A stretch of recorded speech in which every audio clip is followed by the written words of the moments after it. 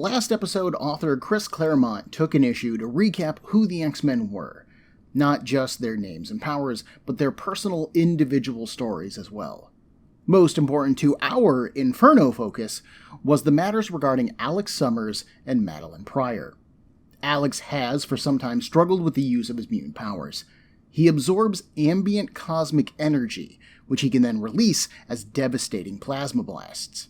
But he has a hard time regulating the strength of these blasts, meaning that with every shot he takes, he risks killing whoever he's shooting. This recently included the body of his ex-girlfriend, Lorna Dane, which has been possessed by the marauder called Malice. Haunted by his actions crumbling under the weight of his powers, Alex is alone and lost. Until Madelyne reached out. She has suffered similar losses. Madelyne has been abandoned by her husband, her child is missing, and while she has made a home amongst the X-Men, she isn't really one of them. She's hurt, angry, and she wants answers, payback, and a little comfort herself. Did she use her newly developed powers to nudge Alex into caring for her? Or are they really two lost souls just looking for some comfort? Maddie certainly seems to have other plans for Alex, commenting that she could save him from what is coming if she wanted to. But she chooses not to. After a night spent together, Maddie is contacted by the demon Nastier, who has been put on the task of finding little Nathan, Maddie's son. With the pieces now set up, you would think that Claremont would open Uncanny X-Men issue 240 right on the heels of these developments.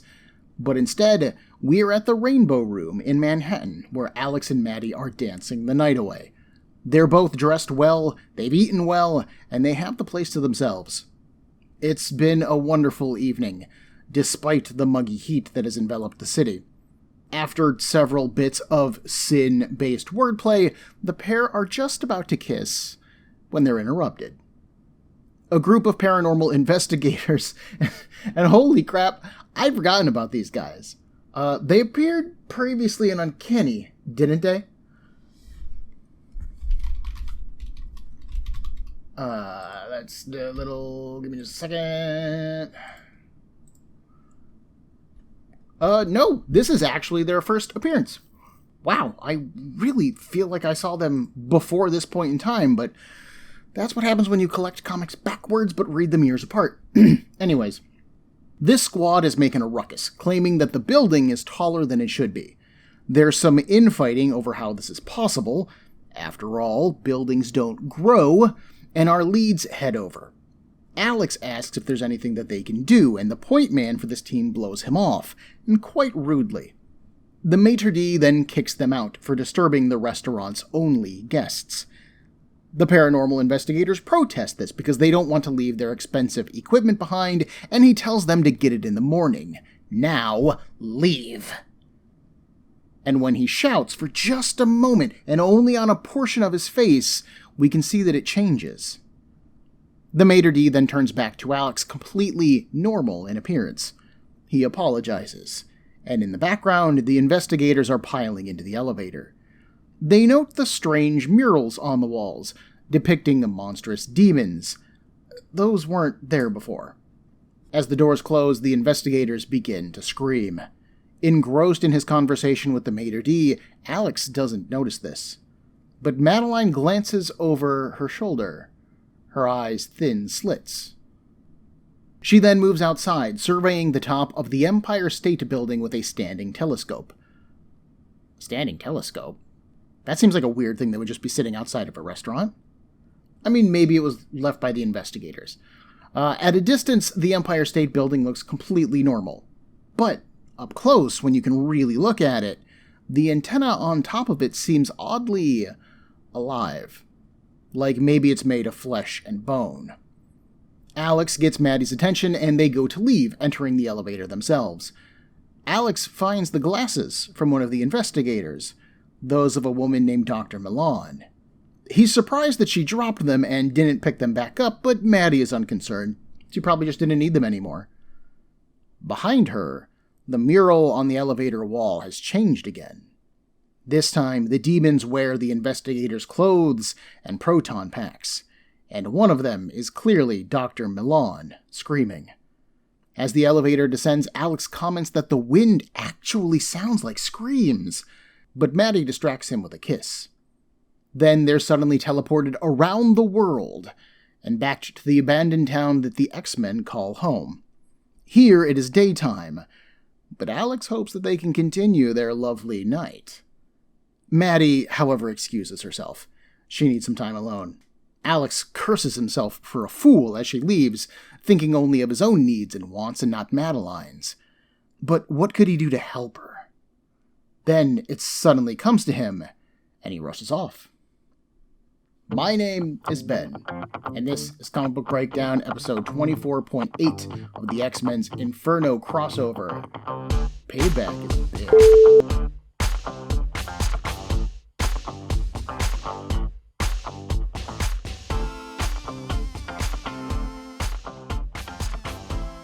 This is a really interesting opening scene. First off, the stuff regarding the paranormal investigators is great. Their costumes are clearly modeled after the Ghostbusters.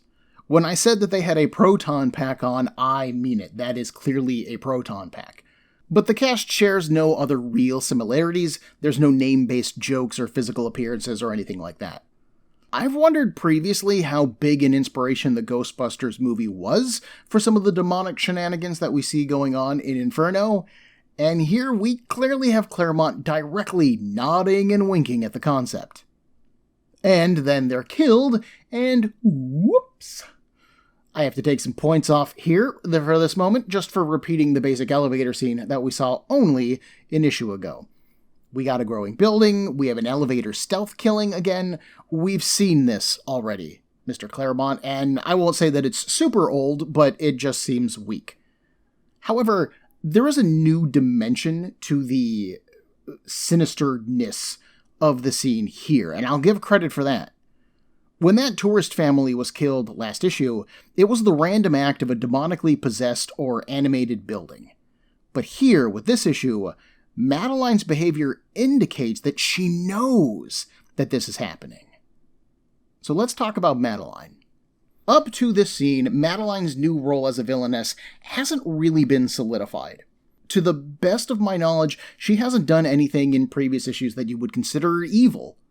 While her relationship with Alex is certainly a bit icky, given both of their connections to Scott Summers, wife and brother, Maddie hasn't really done anything bad. She wants her son back, and that's understandable. She wants to pay back the Marauders for attacking her.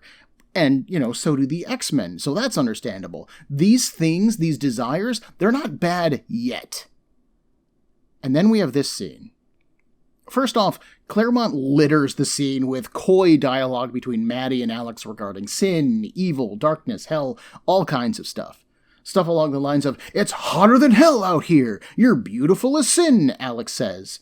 "You have no idea how bad I can be," Maddie replies. That kind of thing. Lot of tongue-in-cheek dialogue. Secondly, Maddie never interacts with the investigators, but she does stare daggers at them the whole time. When they enter the elevator and they start screaming for help, she's looking at them without turning her head, her eyes tight in satisfaction. Even when Alex finds the glasses, Maddie is the one who brushes off the fate of the investigators, because she honestly doesn't care. These idiots could expose what is happening in Manhattan, and her connection to it, so it's best that they just move along. And Maddie has a direct hand in this, because when the maitre d' kicks them out, a portion of his face changes. It becomes slightly demonic. Maddie and Alex have this fancy restaurant all to themselves, with serving staff and band staying long after their scheduled shifts, which Alex does mention, but Maddie blows off, because she is manipulating them all with her newfound powers. Maddie wanted to feel like a queen for a night, and she got it. When the investigators threatened her good time, she got rid of them. More proof of this can be found in Maddie's outfit, because in almost every panel of this scene, her outfit changes. I originally noticed that between panels, Maddie changes from her slinky black evening dress to her Goblin Queen costume, and then she changes back again. But it actually changes in almost every panel. Maddie is playing dress-up on her glorious night out for fun with her boy toy. And she has to be manipulating Alex's perceptions because he never notices this happening. He honestly doesn't notice anything weird when it happens, so it has to be her influence. And it's amazing to me how much this feels natural in this scene. As an X-fan who started reading the comics in the 90s, I knew Maddie's fate going into this story the first time I read it. I may have even read this crossover slightly backwards, as when I was buying back issues, I would generally buy just the next issue that I needed going backwards. So if I didn't buy all of Inferno at once, like I think I did, and then read all of it, that is just not how I would have experienced this. I would have been experiencing this all backwards in time, and with almost no work done by Claremont. I mean, I suppose that's not true. This is actually with very careful work done by Claremont. He has sold me on Maddie being an absolute madwoman with very little work in this scene. Finally, you might be wondering how the pair teleported back to Australia.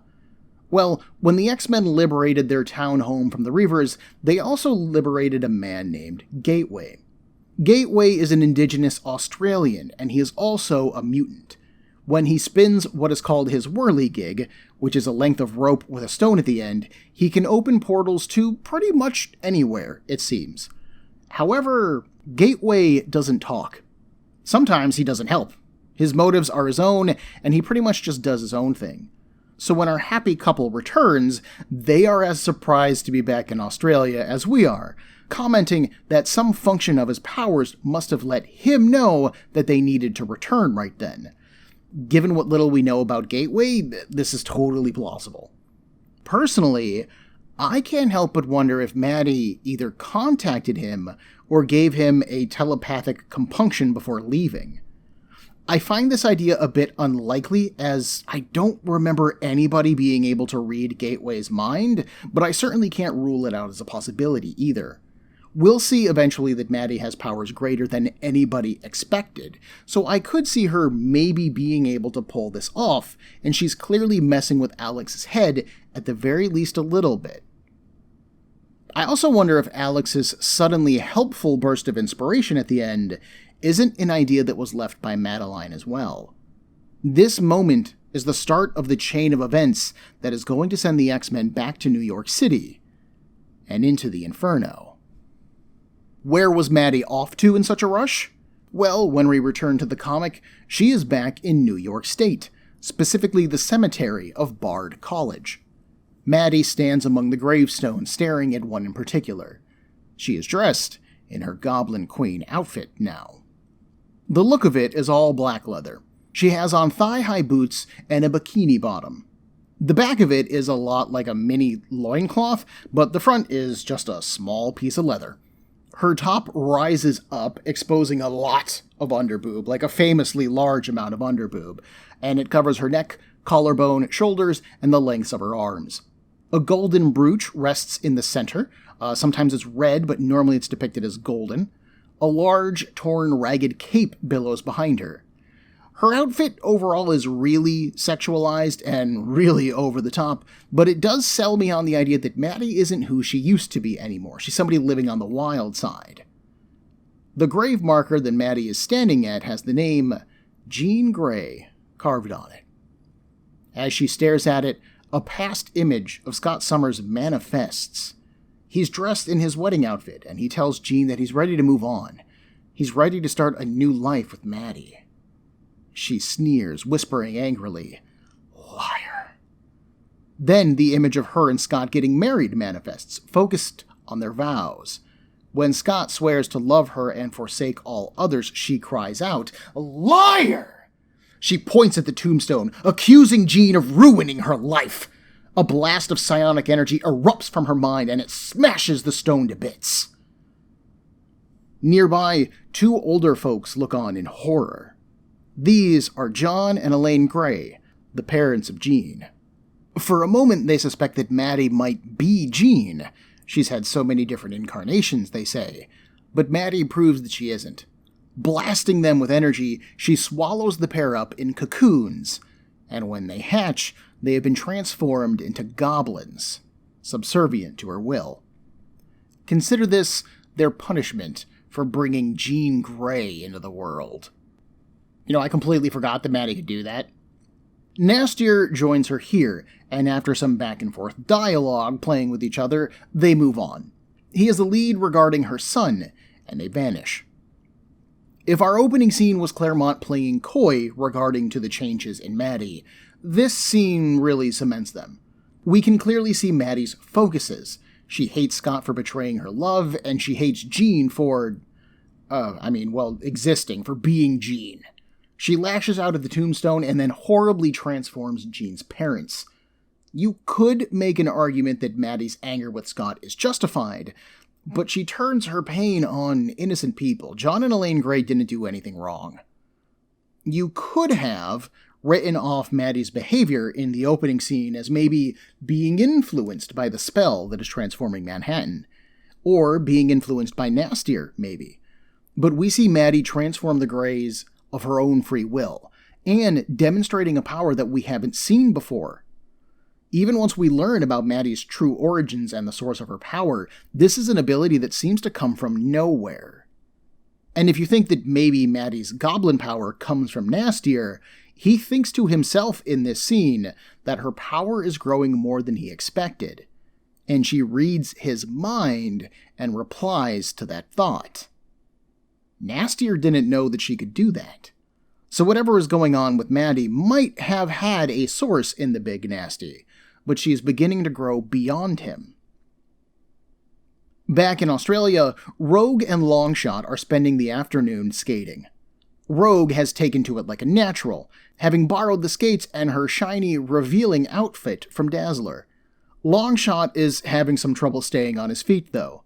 Rogue encourages him, teasing that if he catches her, he might get really lucky. But that's when a solid light blast knocks them both off their feet. Dazzler is pissed. Where does Rogue get off wearing her clothes and making time with her boyfriend? Rogue argues that Longshot is free to spend time with whoever he likes, but she does half-heartedly apologize for borrowing the clothes without asking. That's not enough to satisfy Allison, so she starts blasting. Rogue dodges the attacks with ease, and Longshot tries to talk Allison down. But the fight ends up blasting Rogue into one of the nearby buildings, where Colossus was attempting to sketch Psylocke. Her impact not only shatters Betsy's bed, but just kinda ruins the mood in general. She apologizes to them, and outside, Longshot berates Allison. Friends don't own each other. He was friends with Rogue, just like he used to be friends with her, and then Longshot stalks off. Oh, flooping Longshot. Okay, Longshot story short, he comes from a different dimension from Earth. Longshot comes from the Mojoverse, where he was genetically created to be a reality TV star in a rebellion against the Mojoverse's ruler, a large creature named, fittingly, Mojo. Due to circumstances that I'm not going to get into here, he got his mind wiped, he tripped his way to Earth, and then fell in with the X-Men. He's generally written as carefree, a little bit dopey, and he has little to no conception of human societal practices at this point in time. So when Allison started dating him, from her perspective, he had no idea what that meant. This is why, when Rogue starts flirting with him, he sees nothing wrong with playing along with her. He has no idea what a monogamous relationship means on Earth. As a former slave and a freedom-fighting rebel, Longshot is programmed to be opposed to the idea of having ownership of people to his core. The idea of belonging to Allison as part of a relationship is as gross to him as the idea of belonging to Mojo, even if Allison's personal definition of belonging is drastically different. I also think that Allie has a bit of an unspoken reason for being so testy with Rogue, and it's because they used to be enemies. Back in Dazzler's self-titled ongoing series, Rogue was still a bad guy. She hadn't joined the X-Men yet. She went toe-to-toe with Allison in a story that stretched from Dazzler issue 22 to 28. Since then, Rogue has joined the good guys and proven herself over and over, And they've buried the hatchet for the most part. But I can't help but wonder if maybe Allison still has a slight grudge. She sees Longshot hanging with another woman, and sure, that bugs her, but Claremont chose Rogue for this scene. And Rogue's powers preclude a physical relationship with Longshot. If she really did intend to get lucky with Longshot, she runs the risk of killing him, or at least absorbing his mind permanently. And I don't think that Rogue would do that. Rogue is playing here, she's having fun, and from her perspective, Longshot is relatively innocent in his expectations of a relationship with a woman. I honestly don't even know if Longshot knows what sex is at this point, so teasing him with it kinda goes nowhere. That's the same place that Rogue's powers would take them. I think that Rogue was posing no real threat to Allie's relationship, but her own jealousies and anger got the best of her here. You could say her own inner demons? This little bit of playful infighting was witnessed by Alex, who is at Madelyne's computer station. Feeling pretty happy in his current relationship, he chuckles a little bit at Allison's trouble, but then he gets distracted. The computer has found what he's been looking for. Storm and Wolverine, who have snuck up on him, are quite interested in whatever it is that is going on. None of them are very good with the computer, save for Maddie, so they're surprised to see Alex here. But he says that he's been practicing with the device, and guess what? Whatever changes Maddie has made to the computer, they've worked. They've found the Marauders. They're in a location underneath New York called the Alley. It's where the first major confrontation between the two teams happened. The Marauders slaughtered an underground colony of mutants called the Morlocks, and left many of the X-Men seriously wounded for months. Storm and Wolverine smile. It's time they paid the Marauders back in kind. The X-Men don't solely want revenge for the Marauders' attack on Madelyne, although that is definitely a motivating factor. No, the X-Men first fought the Marauders back in a crossover called the Mutant Massacre. For the X-Men's part in it, that story ran through Uncanny X-Men issues 210 to 213. The Marauders had been sent by Mr. Sinister to wipe out the colony of mutants living underneath New York City, called the Morlocks. The Morlocks, for the most part, were a peaceful group, doing their best to hide from a society that shunned them, at best, and wanted them dead at worst. Most of the Morlocks' mutations disfigured them, making it impossible for them to live within human society. The X-Men, and X-Factor actually, came to the Morlocks' aid. But they weren't expecting to fight deadly killers, and both sides took grave injuries. Colossus, Shadowcat, and Nightcrawler all took nearly fatal wounds, and in the fighting, Colossus was forced to kill one of the Marauders. This loss at the hand of the Marauders marks a sea change in how the X-Men approached their self-appointed task. A lot of the reason that they allowed the world to think that they were dead was to give them an advantage in an increasingly dangerous world. They weren't just fighting Magneto for the 12th time anymore and it was a personal grudge match and that was it. They were fighting for their lives against cold-blooded killers who did not hesitate to try to kill them or kill innocent bystanders. This group of villains changed the X-Men down to their moral core, and they want to return the favor. We also know that Madelyne does want payback for the Marauders' attack on her, and the disappearance of her son. So it sure is really good timing that Madelyne happens to leave Alex behind, wanting to help her somehow, and then he goes to the computer that she's been tinkering with, and it just happens to find the Marauders while she is mysteriously gone? That's some really good timing, don't you think? We then get a very quick interruption of this X-Men development, which not only gives the X-Men time to get into their costumes and cross the globe again, but it also catches us up with Madelyne. Nastier has taken her to a lab below an orphanage in Nebraska. The entire place is dark and creepy, filled with more of that almost organic technology that we saw last issue. Goblin, Elaine, and John crawl over and climb on everything, but this place is unlike anything that Maddie has ever seen before. isn't it? She approaches a small glass cocoon, which reminds her of the creche that she saw in Genosha. Back in Uncanny 238, I mentioned this in the Maddie recap episode. But as she looks in the glass, the child inside of it suddenly grows up, becoming her. She wipes at the dust on the glass, and now the cocoon is empty. Whatever she saw, she reasons, it works the same way that her visions of Scott must have in the graveyard. She is somehow making her memories tangible. But if that's true, then what is this place? How is she connected to it?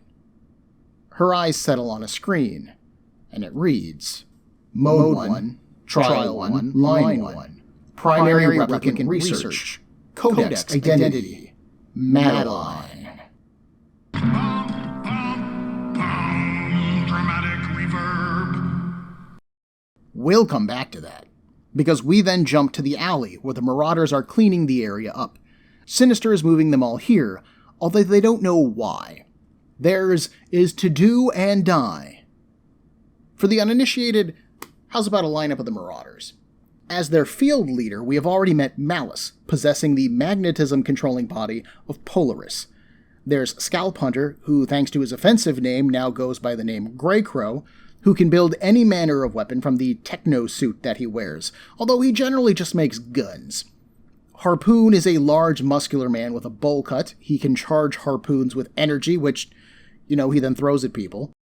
Arclight has super strength, making her one of the 2 bruisers on the team, because there is also the meat-headed Blockbuster. Riptide is a thin man who can spin his body at high speeds. He then uses the momentum of that spin to throw bone shurikens at and through his enemies. Prism's entire body is made of crystal, allowing him to shine or redirect light and energy. Scrambler can mess up the powers of other mutants. Vertigo is able to project a wave of delirium in her enemies, giving them, get this, a sense of vertigo.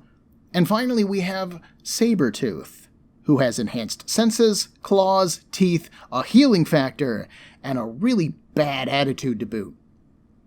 The Marauders chat and poke fun at each other for about the length of a comic page, establishing a really easy sense of camaraderie quickly. They not only know that they are one deadly group of people, but practically no one knows that they're here. Who in the world should they be afraid of? They're safe here. Blockbuster finds out that isn't true the hard way. He carries a large crate into the shadows, where he runs into Wolverine and Colossus. The Metal Man punches Blockbuster across the alley, smashing back into the crates that the Marauders had been moving. Sabretooth quickly smells the new scents that are just appearing out of midair, and he turns, planning to catch one of them off guard. But it's Dazzler, and she blinds him with a brilliant light display. Then she hits Grey Crow with a solid light blast, knocking him out. Havoc goes after Prism, using his body to amplify his own blast. The energy overloads Prism's form, and his body starts firing off plasma blasts left and right, into the Marauders' own ranks. Meanwhile, Longshot dances through Riptide's shurikens, and somehow he manages to catch them all. He throws them all back, after all, is the only polite thing to do. Riptide and his fellows dodge, but by now the point of this attack is clear. The X-Men mean business. They're out for blood. And they push in. Blockbuster is finally shaking off the effects of Colossus's punch at this point. He just starts to push himself off of the floor when demonic arms suddenly sprout from the walls behind him. With ease, they pull him into the wall, and he is out of this fight. Arclight, on the other hand, punches a wall, collapsing a portion of the tunnel on Rogue and Psylocke. But Psylocke was just fast enough to not be buried, leaving her to Arclight's mercy. The strong mutant prepares to punch through her stomach when Betsy hits her with a powerful Psyblast. Seeing his ally fall, Scrambler jumps on Psylocke and uses his powers to fry her own. But the feedback of his attack blasts him away. Psylocke had used her powers to alter Scrambler's perceptions, so when he pounced on her, he was actually pouncing on Arclight. So that's 2 more Marauders down. Malice isn't taking this attack easy, though. Using her magnetism, she picks up Colossus and hurls him at Wolverine. Before he can hit, Storm generates an incredibly strong wind to push back, suspending Colossus in midair. But she has to concentrate so much that Storm can't do anything else with him. Psylocke suggests to Havoc that he blast Malice, who is totally focused as well. But Alex can't. What if he kills her? Malice sneers. Maybe Alex should try to do things the way she does. He might just find that he likes it. Then she switches tactics, hurling Colossus up at the ceiling. This punches an opening into the street, and the Marauders begin to leave. They were planning to lose the X-Men in the streets of New York, or, at the very least, get some innocent bystanders as hostages. But what they see freezes them in their tracks, and as the X-Men follow, they freeze too. In Nebraska, we return to Madelyne, who warns Nastier that he best not be playing with her. What is this place? Why did he bring her here? Nastier suggests that she not ask him. She should ask that man. Maddie turns and meets Mr. Sinister. But Madelyne, well, she's his pride and joy. She can call him Father. Dramatic reverb. At this point, Claremont has laid out all of the clues. Have you solved the riddle of Madelyne's existence, dear listener? If you're a longtime X-fan, then you already know the answer. But I can't help but wonder, as someone trying to examine all of this as if he was a new reader, how did people feel about this in 1989? Were they confused by this storyline? Were they shocked or horrified? Did it even make any sense to them? I'm going to leave spelling out Maddie's origin for the next episode, because that is honestly where everything just gets laid out for her. But all of the pieces are here if you've been paying a modicum amount of attention. For now, let's take a look at that fight scene between the X-Men and the Marauders. What a brawl. This is one of the reasons I love this era of X-Comics. Every X-Man in this fight gets time to shine, every fight that they're in makes sense, and there's a real nice ebb and flow to the battle. So many modern comics just slap a 2-page spread in front of people posing at each other, and you get some jokey dialogue, and bam! Your fight scene's 90% over. There's no real meat to it, there's no substance, there's nothing to digest in a lot of comics these days. But this has character and depth, and I love it. For one thing, the biggest takeaway for me, personally, is that page of the Marauders just talking to each other. Claremont was famous for adding depth and character to his cast. I mean, he made Magneto so well-rounded a character that, at this point in time, he is headmaster of Xavier's school. And here, we see the Marauders joke, rib each other, and they just feel human. They feel like people. It's incredibly off-putting to enjoy this moment of personality so much, knowing that all of these people are responsible for the slaughter of the defenseless Morlocks. But as much as they are monsters, they are also people, and that is something that Claremont isn't going to let us forget. This is also done to make the X-Men's attack seem that much more bloodthirsty. The Marauders themselves comment that the X-Men are out for blood, and it's true. They give no warning and ask for no quarter. The X-Men are using the same kind of tactics that the Marauders did. Claremont is demonstrating that in order to combat threats like the Marauders, the X-Men are becoming like them. This isn't just a generally good bit of thematic storytelling. It is also a direct exploration of the growth that comics were going through in the 1980s. The reading audience was much more grown up than it previously had been, and creators were bringing a darker form of storytelling to the medium. Author and artist Frank Miller not only began his legendary run on Daredevil, which technically began in 1979, but it ran into the 1980s, but 1986 also saw Miller's Batman: The Dark Knight Returns published. Watchmen dropped in 1986, The Punisher as a character just exploded in popularity, and it seemed like audiences didn't want heroes who weren't willing to kill. But if your heroes are going to behave like the bad guys, then what does that make the heroes? Well, I guess we'll find out in the course of this story. The only real problem I have with this fight, almost at all, is Havoc's behavior. We've seen Alex worry about using his powers in the only 2 issues of Uncanny X-Men that we have looked at so far. He basically doesn't want to kill anyone, and this is a reasonable concern. But then when he goes into this fight, he is blasting Prism. Prism's body then disperses that plasma blast randomly, putting everyone in the alley at risk. Like, how would Alex have felt if he accidentally killed one of the Marauders doing that? I mean, don't get me wrong, it's a good combat strat, as it forced the team away from their main source of light, and it made them all scatter, but it's a bit contradictory for Alex to worry so much about killing people, and then indiscriminately risk killing someone. We even see him worry about killing Polaris later on in this very fight, so I think that the writing regarding him is a little bit uneven. This is still like a 10 out of 10 issue for me.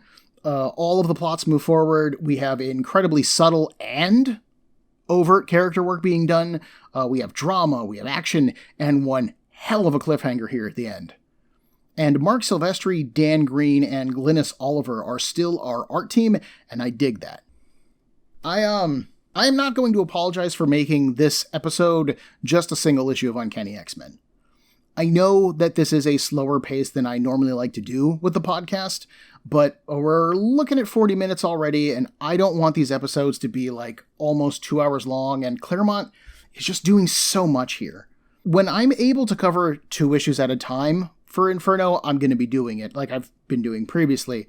But if I need to do a solo issue episode, I'm just going to be fine with that. I would rather present all of this to you in a way that's enjoyable and makes sense than try and rush everything. To that end, next week, we learn the full origin of Madelyne Pryor from Mr. Sinister himself. The X-Men fully enter the Inferno, and they are definitely changed by the experience. Join me in a week for episode 24.9 of the X-Men's Inferno crossover, The Secret Origin of Madelyne Pryor. Everyone, there are a million podcasts vying for your time and attention, and I'd like to thank you for listening to mine. If you would like to get in touch with me, to share a concern, request a series, compliment me, berate me, whatever you like, send me an email at cbbreakdown@gmail.com. Otherwise, thanks for listening.